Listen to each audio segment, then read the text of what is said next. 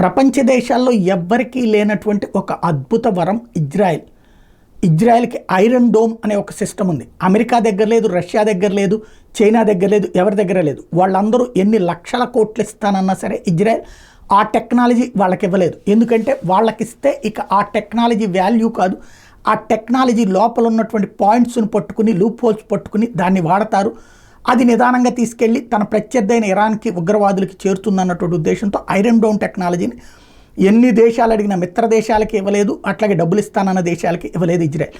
అట్లాంటి iron dome అన్నటువంటిది ఏంటంటే ఏ మిస్సైల్ వచ్చినా, ఏ రాకెట్ల, ఏ అణుబాంబులు వస్తున్నా, ఏ యుద్ధ విమానాలు వస్తున్నా ముందుగానే పసిగట్టడమే కాదు, సుదూరంలో ఉన్నటువంటి సందర్భంలోనే ఆటోమేటిక్గా రియాక్ట్ అయ్యేటటువంటి వీళ్ళ టెక్నాలజీతో వెళ్ళిపడేటటువంటి మిస్సైల్ దారిలోనే వాటి తుత్తునియలు చేసేస్తుంటాయి. అట్లాంటి ఐరన్ డోమ్ టెక్నాలజీ ఇవాళ ఫెయిల్ అయ్యిందా?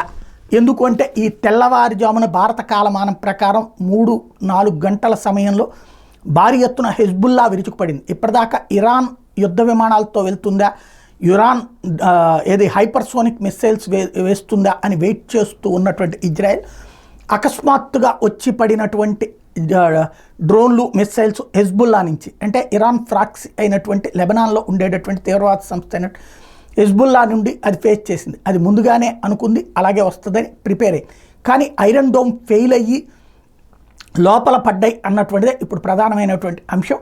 అంటే ఐరన్ డోమ్ను కూడా దెబ్బతీసే టెక్నాలజీని వాళ్ళు వాడారు అన్నటువంటి, అది ఎంతవరకు వాస్తవం మరి కాసేపట్లో తేలుతుంది.